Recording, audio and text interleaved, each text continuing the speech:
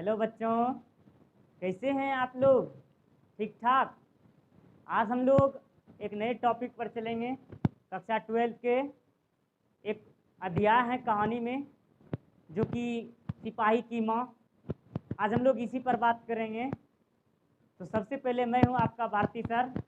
मैं आप सबका हार्दिक हार्दिक स्वागत करता हूँ। तो चलते हैं सिपाही की माँ। सिपाही की माँ, सबसे पहले हम लोग जान लें, सिपाही की माँ एक एकांकी स्वरूप में है। एकांकी, जो कि मोहन राकेश के द्वारा लिखी गई यह एक बहुत सुसज्जित कविता है। ये बहुत अच्छी कविता है। सब तो हम लोग आज इस पाठ में मोहन राकेश के बारे में पढ़ेंगे और इस पाठ के बारे में पढ़ेंगे। तो सबसे पहले सिपाही की माँ जो है, इसके लेखक मोहन राकेश जी हैं। मोहन राकेश, जिसका जन्म 8 फरवरी 1925 के चंडीवाला गली, अमृतसर, पंजाब में हुआ था। मोहन राकेश का जन्म 8 फरवरी 1925 ईस्वी चंडीवाला गली, अमृतसर, पंजाब में हुआ था। यह जो था, मोहन राकेश नई कहानी आंदोलन के प्रमुख हस्ताक्षर के रूप में प्रसिद्ध थे। सबसे पहले मोहन राकेश की ख्याति जो है इस दुनिया में, इस संसार में बहुत ही, हिंदी साहित्य के क्षेत्र में बहुत ही एक अद्भुत सा है। इन्होंने 20वीं शताब्दी के उत्तरार्ध युग के प्रमुख कथाकार और नाटक के रूप में इसको जाना जाता है। यह जो थे 20वीं शताब्दी के प्रमुख नाटककार और कहानीकार के रूप में विख्यात हैं। यह जो मोहन राकेश 20वीं शताब्दी के प्रमुख नाटककार और कहानीकार के रूप में विख्यात हैं। और कथाकार साहित्य के अंतर्गत इन्होंने कहानियाँ और बहुत सारे उपन्यास भी लिखे। इन्होंने कथा साहित्य की रचना के दौरान बहुत सारे कहानी और बहुत सारे नाटक, बहुत सारे एकांकी, बहुत सारे कृतियों को इन्होंने रचना किया। नाटक के क्षेत्र में अगर बात किया जाए, इसकी नाटक जो है ना, नाटक हिंदी साहित्य में बहुत ही सुप्रसिद्ध रही। नाटक के क्षेत्र में सबसे पहले, नाटक के क्षेत्र में जयशंकर प्रसाद जी जो थे, हिंदी साहित्य में बहुत ही सुप्रसिद्ध थे। और जयशंकर प्रसाद जी के बाद अगर नाटक के क्षेत्र में विख्यात हुए तो वह थे मोहन राकेश, जो कि नाटक लिखने के क्षेत्र में यह प्रमुख रूप से विख्यात हो गए। और यह कहते हैं कि आधुनिक हिंदी नाटक और रंगमंच के युगांतकारी प्रतिभा के रूप में वे अखिल भारतीय ख्याति अर्जित कर चुके हैं। वह जो थे नाटक और रंगमंच के युगांतकारी, नाटक के साथ साथ रंगमंच का युगांतकारी, जो युगों का परिवर्तन करने वाला जो था ना, उस क्षेत्र में यह अखिल भारतीय ख्याति पुरस्कार को अखिल भारतीय ख्याति को प्राप्त कर चुका था। हिंदी में जो नाटक लिखने वाला जो क्षेत्र था, नाटक के क्षेत्र में इन्होंने अपने बहुत सारे अखिल भारतीय ख्याति को इन्होंने प्राप्त कर लिया था। जैसा कि, और यह वे रंगकर्मी, आधुनिक हिंदी आधुनिक का रंगमंच ने अपना प्रमुख पुरुष प्रेरणा मानता था। कहता है कि आधुनिक हिंदी का जो आधुनिक रंगमंच है, उन्हें अपना प्रमुख प्रेरणा पुरुष मानता था। आधुनिक हिंदी में जो आधुनिक रंगमंच है, जो अभी जो नाटक का प्लेटफॉर्म है, रंगमंच है, जो उसको अपना प्रमुख पुरुष मानते थे, उसको प्रेरणा का प्रमुख पुरुष। वे रंगकर्मी, अभिनेता या रंग निर्देशक नहीं थे। वह जो थे रंगकर्मी, अभिनेता या निर्देशक नहीं थे। वह थे महज एक नाटककार थे। वह एक महज नाटककार थे, किंतु उनकी नाटकों की परिकल्पना इतनी ठोस, इतनी जटिल और आधुनिक रंग संकल्पना को सर्जनात्मक रूप में उत्तेजित करने वाली थी कि आधुनिक रंगमंच का हिंदी में जो जीवन संगठन संयोजन हुआ, उस पर मोहन राकेश की निर्णायक छाप पड़ी। कहता है कि राकेश मोहन जो थे, कोई रंगकर्मी, अभिनेता या रंगा निर्देशक नहीं थे, अर्थात ये एक्टर भी नहीं थे और यह जो थे रंग निर्देशक भी नहीं थे, और यह जो थे केवल और केवल एक महज नाटककार के रूप में थी, जिन्होंने नाटक के क्षेत्र में नाटक को सुविकसित करने के लिए, नाटक को विकसित करने के लिए इन्होंने अपने तन मन धन से, इन्होंने सब तन मन धन के साथ कार्य किया, और तब जाकर यह नाटक के क्षेत्र में पूर्णतः विकसित हो सके। और कहते हैं कि इतना ही नहीं, हिंदी में उन्होंने समकालीन में अनेक लोगों ने आधुनिक विषय वस्तु, कथा और रंग ढंग के जो नाटक लिखे, उसके पीछे इस क्षेत्र में अपने कार्यों से मोहन राकेश द्वारा लाई गई हलचल की प्रत्यक्ष या परोक्ष प्रेरणा है। कहता है आधुनिक विषय वस्तु, जो अभी का आधुनिक विषय वस्तु हैं, इन सब को लेकर अभी जो कथ्य हैं, अभी जो चाल चलन है, अभी जो रंग ढंग है ना, इन सभी चीज़ों को लेकर के इन्होंने नाटक लिखा है। और ये जीवन की वास्तविकता को, मोहन राकेश मनुष्यों के जीवन की वास्तविकता को रूप में नाटक के माध्यम से प्रदर्शित करते हैं। अभी किस प्रकार के मनुष्यों की वृत्ति है, किस प्रकार का उसका रंग ढंग है, किस प्रकार का उसका व्यवहार है, उसके नाटक में, मोहन राकेश के नाटक में यही सब प्रदर्शित करते हैं, जो कि अभी विख्यात हो चुके हैं। तो इसके बचपन का नाम, मोहन राकेश के बचपन का नाम जो था मदन मोहन गुगलानी था। इसके बचपन का नाम मदन मोहन गुगलानी था। हालांकि यह क्वेश्चन बहुत ज़्यादा बार बार आपकी परीक्षा में पूछा जाता है, मोहन राकेश यानी मदन मोहन गुगलानी। इसके बचपन का नाम, इसका बचपन का नाम मदन मोहन गुगलानी। और इसके माताजी का नाम बच्चन कौर, इसके माताजी का नाम बच्चन कौर था। और इसके पिताजी का नाम करमचंद गुगलानी। इसके पिताजी का नाम जो था करमचंद गुगलानी था। और इसकी शिक्षा दीक्षा जो हुई थी, यानी शिक्षा ये डबल एमए पास थे, डबल एमए। अब डबल एमए, एक एमए नहीं, डबल एमए, अर्थात सबसे पहले एमए इन्होंने एमए संस्कृत से किया, संस्कृत ऑनर्स से इन्होंने एमए किया, जो कि लाहौर से किया संस्कृत एमए। उसके बाद और इन्होंने दूसरी बार एमए जो कि संस्कृत ऑनर्स से किया हुआ था, उसके बाद पुनः फिर से इन्होंने एमए किया, एमए ही फिर से किया, इस बार हिंदी ऑनर्स से एमए किया। तो यह जालंधर से, इस बार जालंधर से इन्होंने हिंदी एमए किया। इस प्रकार से कुल मिलाकर इन्होंने दो एमए किया, डबल एमए किया इन्होंने अपने जीवन काल में। अब दो एमए कुल ये जो ना एमए क्लास में बहुत पूर्णतः रम करके इन्होंने संस्कृत और हिंदी में इसकी रचना पे, इसीलिए तो इन्होंने संस्कृत से कुछ हिंदी में भी अनुवाद किया और हिंदी से संस्कृत में भी अनुवाद किया अपने रचनाओं के माध्यम से। और इसके साथ साथ यह जो है वृत्ति, ये दिल्ली विश्वविद्यालय में अध्यापन, सारिका कार्यालय में नौकरी किया। यह जो हुए दिल्ली विश्वविद्यालय में अध्यापन किए, सारिका के कार्यालय में नौकरी किया। 1947 के आसपास एल्फिस्टन कॉलेज मुंबई में हिंदी के अतिरिक्त भाषा प्राध्यापक में रहे। कहते हैं कि यह जो है दिल्ली विश्वविद्यालय में अध्यापक, एक टीचर के रूप में कार्य किया। सबसे पहले जब इन्होंने एमए किया तो दिल्ली विश्वविद्यालय, दिल्ली यूनिवर्सिटी से जुड़ा, तो यह अध्यापक के रूप में कार्य किया। उसके बाद सारिका के कार्यालय में इन्होंने नौकरी किया। 1947 के आसपास इन्होंने एल्फिस्टन कॉलेज मुंबई में हिंदी के अतिरिक्त भाषा, यानी हिंदी के अतिरिक्त भाषा, सबसे पहले तो ये संस्कृत के, हिंदी के अतिरिक्त संस्कृत है, तो ये संस्कृत भाषा के प्राध्यापक के रूप में भी इन्होंने कार्य किया। वह था 1947 में एल्फिस्टन कॉलेज मुंबई में जो है ना, हिंदी के अलावे इन्होंने संस्कृत का भी इन्होंने प्राध्यापक के रूप में कार्य किए। और कुछ समय तक डीएवी कॉलेज जालंधर में प्रवक्ता के रूप में रहे, अर्थात उसके संचालक के रूप में रहे। कुछ समय तक वह जालंधर में जो हुए, वह कुछ समय तक डीएवी कॉलेज जालंधर में प्रवक्ता के रूप में भी रहे। और साथ ही साथ 1960 ईस्वी में दिल्ली विश्वविद्यालय के फिर से यह प्राध्यापक बन गए। इस पहले इन्होंने अध्यापन से शुरू किया था और कुछ समय के बाद यह दिल्ली यूनिवर्सिटी के यह प्राध्यापक के रूप में स्थापित हो गए। और साथ ही साथ 1962 में सारिका के संपादक, अंत में मृत्यु उपरांत स्वतंत्र लेखन प्रभार हो गया। अंत में इसका मृत्यु लेखन के उपरांत जो ना, इसका लेखन हो गया, मृत्यु उपरांत इसका स्वतंत्र लेखन हो गया।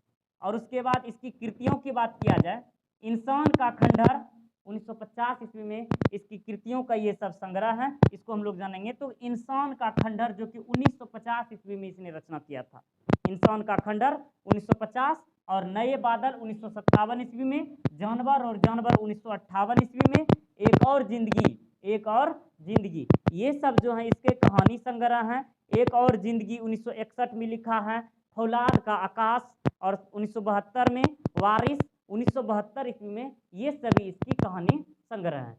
अगर इसके आगे की बात करें, अंतराल, यह अंतराल उपन्यास है। इसके अलावे अंतराल के बाद इन्होंने अंधेरे बंद कमरे, न आने वाला कल, अंतराल, ये सभी उपन्यास हैं। जैसे कि अंधेरे बंद कमरे, न आने वाला कल, अंतराल, ये सब उपन्यास की रचना किया है इन्होंने। और आषाढ़ का दिन जो कि 1958 ईस्वी में आषाढ़ का दिन लिखा गया, 1958 ईस्वी में। लहरों का राजहंस, ये 1963 ईस्वी में। आधे अधूरे 1969 ईस्वी में। और इसके साथ ही साथ ये सभी जो है इसके नाटक हैं। कौन कौन से इसके नाटक हुए? आषाढ़ का दिन, लहरों का राजहंस और आधे अधूरे, ये सभी इसके नाटक हुए। और पैर तले जमीन, अंडे के छिलके, पैर तले जमीन, अंडे के छिलके और अन्य एकांकी, ये सभी इसके एकांकी के रूप में प्रदर्शित हुए, अंडे के छिलके। और इसका जो शोध कार्य है और साथ ही साथ इसका आखिरी चट्टान तक इन्होंने अपने जीवन में नाटक, कहानी और इन्हीं सब चीज़ों में ये इन्होंने यात्रा वृत्तांत भी लिखा, यात्रा वृत्तांत आखिरी चट्टान तक। तो कौन सा यात्रा वृत्तांत? आखिरी चट्टान तक, परिवेश, रंगमंच और शब्द, कुछ और अस्वीकार, कुछ और अस्वीकार, नई निगाहों के सवाल, बलकलम यानी बकलम खुद, साथ ही साथ इन्होंने खुद लेखन भी किया, इन्होंने निबंध लेखन भी इन्होंने किया। तो निबंध लेखन संग्रह में था परिवेश, रंगमंच और शब्द, कुछ और अस्वीकार, नई निगाहों के सवाल, बकलम खुद, ये लेख निबंध है। और इसके साथ साथ हमने बात किया था कि इन्होंने जो है ना मुंबई में, इन्होंने मुंबई के जालंधर में जो यूनिवर्सिटी था, तो उनमें से हिंदी के अलावा इन्होंने कुछ अन्य सब्जेक्ट को लेकर भी इन्होंने अध्यापक के रूप में थे। तो वह थे संस्कृत में, इसलिए इन्होंने संस्कृत में मच्छकटिकम, एक संस्कृत का इसी का एक पाठ था, मच्छकटिकम था, मच्छकटिकम, जो कि इन्होंने संस्कृत में अनुवाद किया, मच्छकटिकम, मृच्छकटिकम, मृच्छकटिकम, और साथ ही साथ अभिज्ञान शाकुंतलम, अभिज्ञान शाकुंतलम, अभिज्ञान शाकुंतलम, और साथ ही साथ इसमें एक और चेहरा, एक और औरत का चेहरा, एक और औरत का चेहरा, इन सभी चीज़ों का जो, इन सभी रचनाओं का इन्होंने अनुवाद किया था, एक और चेहरा, इन सब पाठों का इन्होंने अनुवाद किया हुआ था। मृच्छकटिकम, अभिज्ञान शाकुंतलम, एक और औरत का चेहरा, इन सभी का इन्होंने अनुवाद किया था। अब समय सारथी, इसके जीवनी संकलन है, समय सारथी जो थे इसके जीवनी संकलन थे, और मोहन राकेश की डायरी निधनों उपरांत प्रकाशित हुई थी। तो यहाँ सवाल आता है, मोहन राकेश का जो ना कौन सा प्रकाशन जो उसके मरने के बाद प्राप्त हुआ था, नहीं प्रकाशित हुआ था, तो उसका जो प्रकाशित हुआ था मरणोपरांत, वह था मोहन राकेश की डायरी। और साथ ही साथ इसके शोध कार्य जो थे, नाटक में सही, और इसकी इन्होंने जो शोध कार्य, नाटक में सही शब्द की खोज, नाटक में सही शब्द की खोज विषय पर नेहरू फेलोशिप के अंतर्गत कार्य पूरा न कर पाए। अर्थात इन्होंने जो इसका जो शोध कार्य था, शोध कार्य नाटक में सही शब्द की खोज, नाटक में एक सही राइट वर्ड की खोज, यानी सही शब्द की खोज जो था ना, इस विषय पर इन्होंने खोज शुरू किया नेहरू फेलोशिप के अंतर्गत। यानी यह जो खोज कर रहा था, नाटक में सही शब्द की खोज जो कर रहा था, यह नेहरू फेलोशिप के अंतर्गत कर रहा था, और यह जो हुआ नाटक फेलोशिप के अंतर्गत पूरा नहीं कर पाया। और यहाँ और इसके साथ साथ जो है नाटक मुख्य रूप से मंच पर दृश्य या अभिनय के लिए ही लिखा जाना चाहिए। इसका कहना है मोहन राकेश जी का, बहुत अच्छे सुंदर से शब्दों में कहा, बहुत अच्छे से कहता है कि नाटक मुख्य रूप से मंच पर दृश्य या अभिनय के लिए ही लिखा जाना चाहिए। नाटक जो है दृश्य अभिनय के लिए ही लिखा जाना चाहिए। कहता है कि और उसका प्रभाव केवल जो है ना, उसका प्रभाव केवल लिखे हुए शब्दों में नहीं, बल्कि अभिनेताओं के व्यक्तित्व, स्वर और अभिनय कुशलता पर, साथ ही साथ रंगमंच की सजावट और प्रकाश पर, तथा अभिनेता एवं दर्शक के साक्षात्कार से उत्पन्न होने वाले विशेष वातावरण पर नाटक का लिखित रूप बहुत ही महत्वपूर्ण है। नाटक का जो लिखित रूप है बहुत ही महत्वपूर्ण है, किंतु दृश्याभिनय का संपूर्ण प्रभाव देखने वाले अनेक उपकरणों में से वह केवल एक उपकरण है। कहता है कि नाटक का जो लिखित रूप है ना बहुत ही महत्वपूर्ण है। लिखित रूप, उसका जो लिखा हुआ भाग है बहुत ही महत्वपूर्ण है, बहुत वेरी वेरी इंपॉर्टेंट है, वेरी इंपॉर्टेंट है। किंतु दृश्याभिनय का, उसको जो देखने का, अभिनय को जो देखने का जो संपूर्ण प्रभाव है ना, देखने वाले अनेक उपकरणों में से वह केवल एक उपकरण है। कहता है कि नाटक जो लिखा हुआ बहुत अच्छा है, लेकिन देखने की अगर बात किया जाए, देखने की दृष्टि से, दृश्यम की दृष्टि से किया जाए, तो इस संसार में उपस्थित अनेक सारी वस्तुएं जो हैं उन वस्तुओं देखने वाले उन वस्तुओं में से एक है, उन वस्तुओं में से एक है जो कि हम संसार में आए दिनों हर रोज नई नई वस्तुओं को देखते हैं, नए नए उपकरणों को देखते हैं।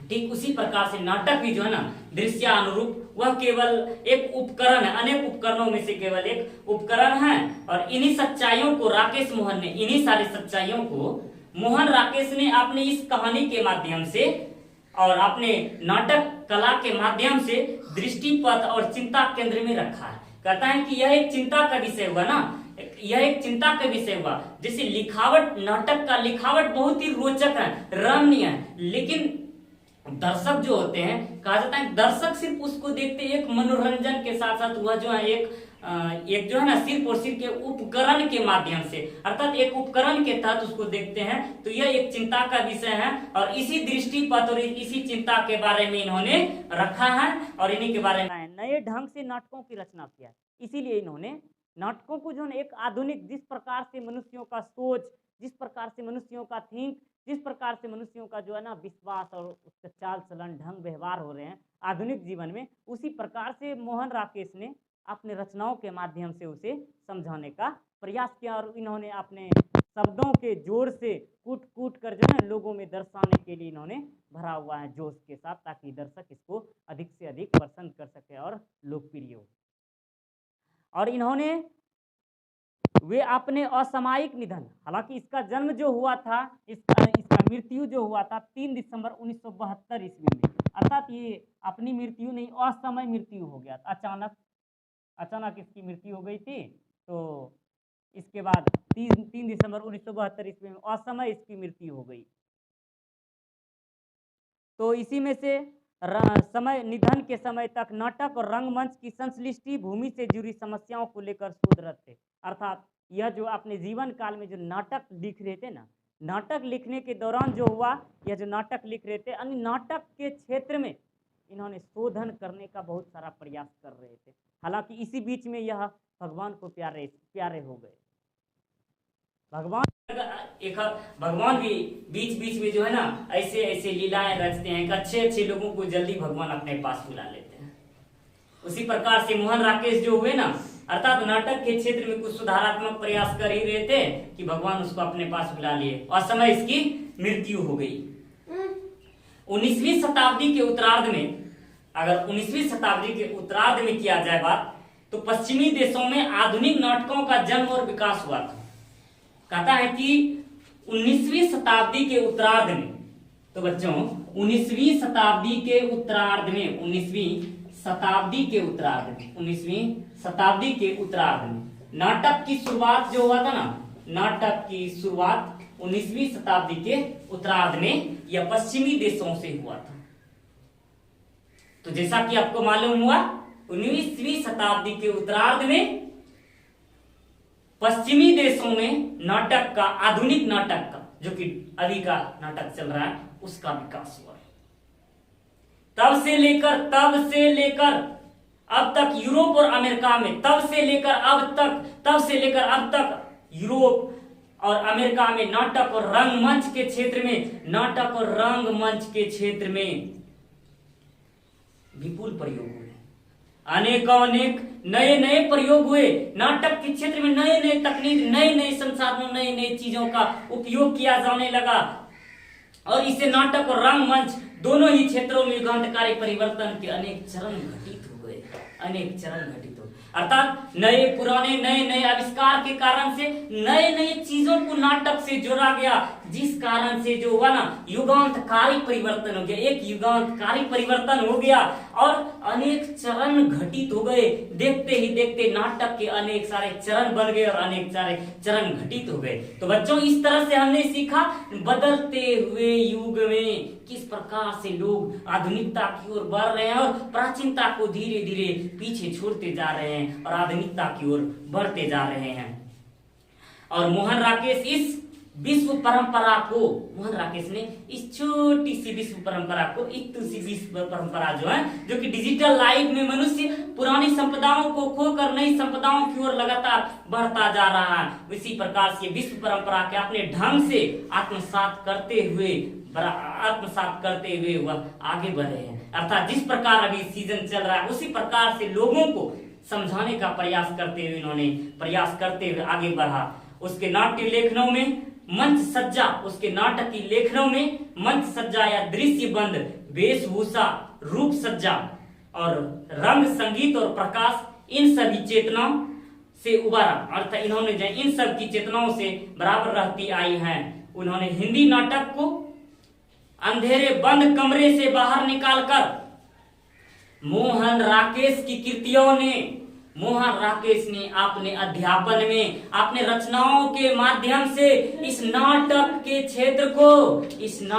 क्षेत्र को इन्होंने बंद अंधेरे के कमरे, ये जो बंद अंधेरे कमरे के समान था, ये बंद अंधेरे के समान कमरे, तब इसका फाटक जैसे मानो खोल दिया हो। अंधेरे कमरे का फाटक खोलकर नाटक को समाज में प्रदर्शित करने का एकाएक प्रयत्न किया है। बंद कमरे में, जिस प्रकार एक बंद कमरे में आंख बंद अंधेरे कमरे में था नाटक, जिस प्रकार लोगों को कोई समझ भी नहीं आता था कि नाटक क्या है, कैसे है, इन सभी को बारे में, इन सभी पर ध्यान रखते हुए मदन मोहन जी ने यहाँ नाटक को उजागर किया। और उसके बाद बाहर निकालकर युगों के रोमानी इंद्राजेलिक समूहक से उबारा और एक नए दौर के साथ उन्होंने जोड़कर खड़ा किया। इसके साथ इन्होंने नाटक के रूप में इन्होंने जोड़कर खड़ा किया।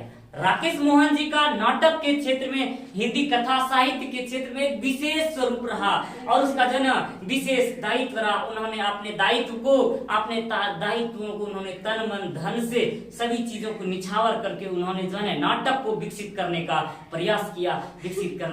प्रयास किया और आधुनिक युग में इतने महत्वपूर्ण, इतने महान, यहाँ जो पाठ है सिपाही की माँ, यह एक एकांकी के रूप में प्रस्तुत है। यह सिपाही की माँ एक एकांकी के रूप में प्रदर्शित है, जो कि अंडे के छिलके तथा अन्य एकांकी से लिया गया है। अंडे के छिलके तथा अन्य एकांकी संग्रह से लिया गया है। और इसमें बहुत सारे, मतलब यह कहानी एक सैनिकों की है, उसके बारे में हम लोग जानेंगे अगले क्लास में। तो आज हम इस कक्षा में इतना ही, मिलेंगे नेक्स्ट क्लास में। तो जुड़े रहिए हमारे साथ। सिपाही की माँ। जय हिंद, जय भारत।